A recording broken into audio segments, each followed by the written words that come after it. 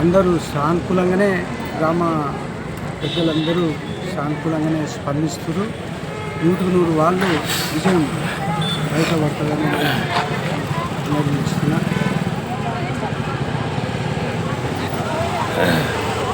ఏది ముందు లేకుండా మంచిగా గ్రామంలో స్వచ్ఛందంగానే అవుతుంది.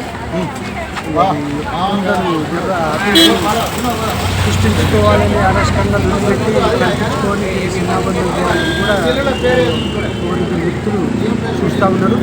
ఆల్రెడీ గ్రామస్తులు గత 5-6 చూస్తూ ఉన్నారు. అవన్నీ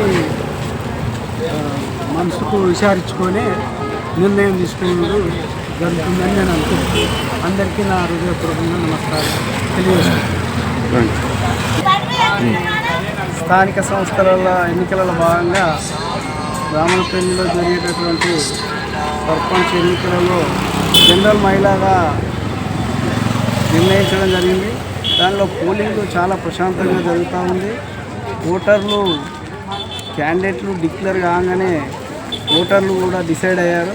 కాబట్టి మనం ఎలాంటి అపోహల పోయి విమర్శలు చేసుకోవాల్సిన పని లేదు. గతంలో కూడా శాంతియుత వాతావరణంలో జరిగింది. ఈసారి కూడా శాంతియుతంగానే జరుగుతూ ఉంది. విజయం అనేది 100% మా వైపే ఉన్నదని మాకు సర్వేలు కొంచెం మొదటి నుంచి చెప్తా ఉన్నాయి. కాబట్టి విజయం మాదే అని భావిస్తూ ఉన్నాం.